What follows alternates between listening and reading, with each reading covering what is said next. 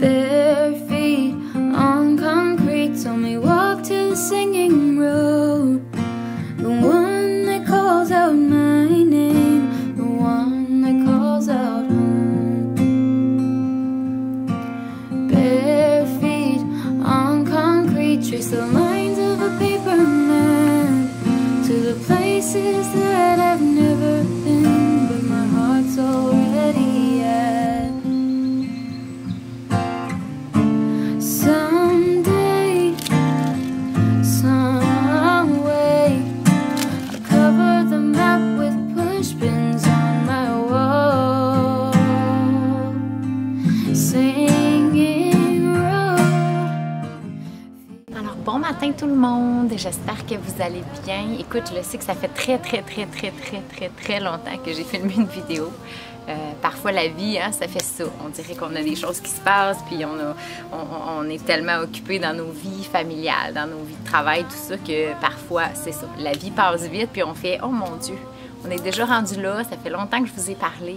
Je voulais juste prendre un petit moment ce matin, encore une fois, pour vous dire merci, pour vous dire merci de me suivre. Écoute, ça fait longtemps que j'ai posté quelque chose sur ma chaîne YouTube et j'ai quand même plein d'abonnés toujours. Ça me fait tellement plaisir et je vous promets que la petite pause que je prends en ce moment, je sais que je ne vous partage pas beaucoup de recettes, ces choses-là, mais la petite pause que je prends en ce moment, c'est vraiment parce que j'ai beaucoup de projets.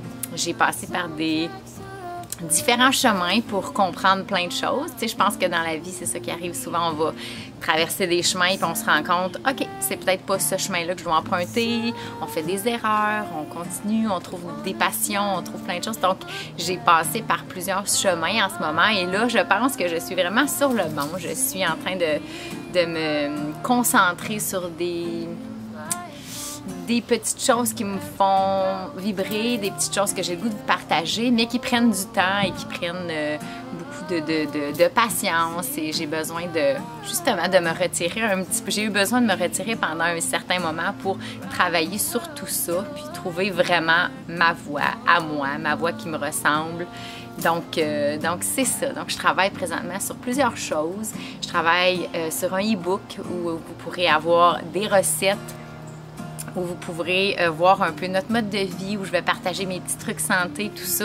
Ça, je suis très fière. Ça prend beaucoup de temps. Étant une maman de 4 enfants, ça prend beaucoup de temps pour se préparer tout ça.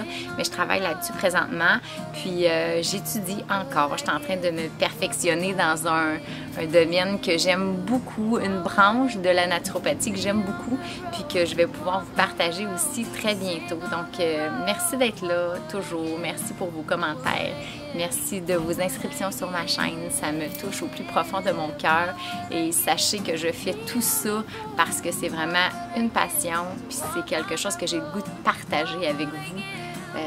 Le mode de vie, l'alimentation, la santé, le grand monde de la phytothérapie, des plantes, du bien-être, de la simplicité, de tout ça. Donc, de la vie de famille surtout, comment vivre en famille et être capable de faire des choix sains, des choix alimentaires qui sont mieux, comme je vous partage toujours dans mes choses. Donc, merci beaucoup d'être là. Je vous retrouve très bientôt avec plein de choses à vous offrir et à vous faire découvrir.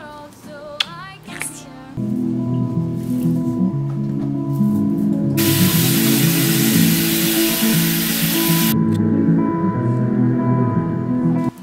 Donc, j'ai fait ma petite récolte. Moi, souvent, quand le printemps arrive, je vais souvent faire pousser des plantes médicinales, dans le fond. Souvent de l'ortie, j'ai aussi de la calendule, de la menthe poivrée, j'ai aussi de la mélisse. Donc, souvent, je vais les faire pousser. Puis, durant l'été, ça devient quand même assez abondant.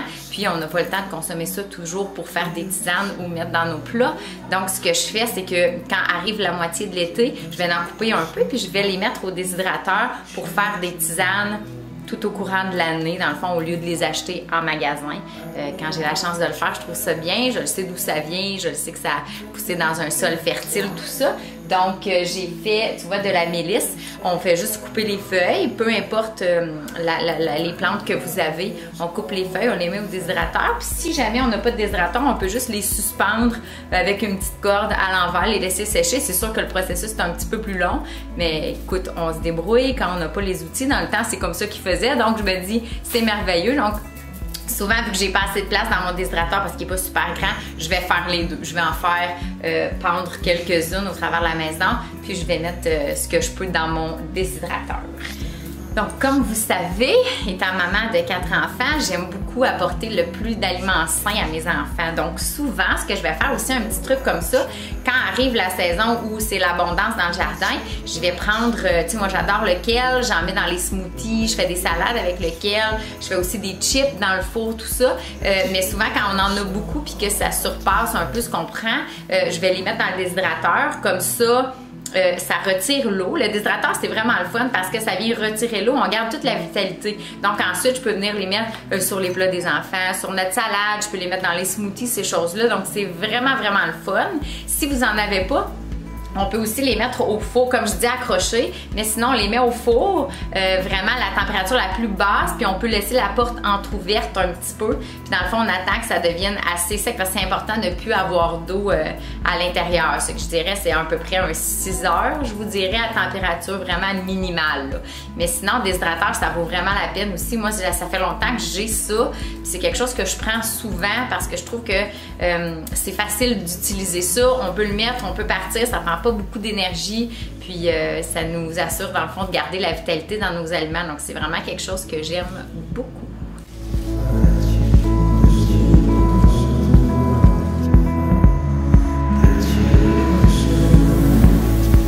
Donc tant qu'à être là, on va faire des chips de kale.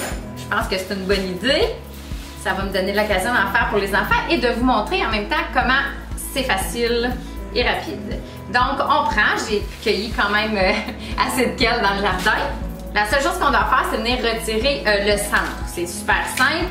On fait juste enlever grossièrement les morceaux et on fait comme ça, puis on dépose sur une petite plaque. Je vais tasser ça ici un petit peu. Je vais mettre la plaque là pour que vous voyez mieux. Je vais mettre comme ça ici. Dans le fond, l'important, c'est vraiment pas, on n'a pas besoin de faire des petits morceaux. Là. On y va vraiment selon le kale, on garde la petite forme du kale, il n'y a pas de problème. Quand on le met, c'est ça qui est bon quand c'est pas trop petit, sinon ça s'effiloche en petits morceaux et c'est moins fun à manger. Donc c'est super facile. On enlève ça, préalablement lavé, c'est certain. Quand ça vient du jardin, souvent, on a des petites surprises.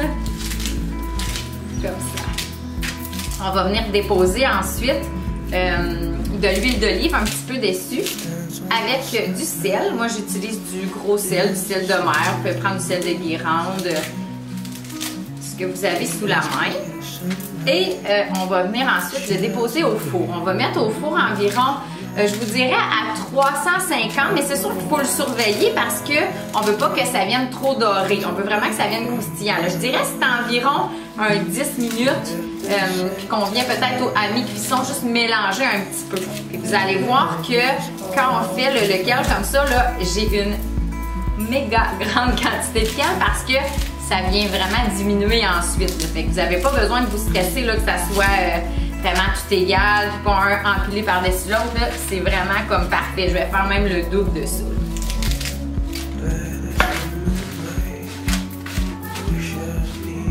Donc voilà, vous voyez que j'en ai beaucoup. Ensuite, je vais le mesurer juste pour vous donner un petit aperçu à la maison. D'habitude, je ne mesure pas, mais environ, je dirais, une cuillerée à table qu'on vient juste déposer dessus. Et là, étape bien importante, on vient masser un petit peu. Juste pour s'assurer qu'il y ait de l'huile un petit peu partout. Vous allez voir déjà en faisant ça, là, ça va descendre un petit peu. Et ensuite, on vient ajouter une pincée de sel par-dessus. Environ, je vous dirais, une cuillère à thé en tout. Là. Voilà. Et on met au four. Puis n'oubliez jamais aussi que les petites tiges comme ça, si vous avez un extracteur à jus, là, c'est vraiment le fun. Ça se passe super bien dans le jus. Puis ça fait beaucoup de jus quand c'est des tiges comme ça. Donc, gardez ça.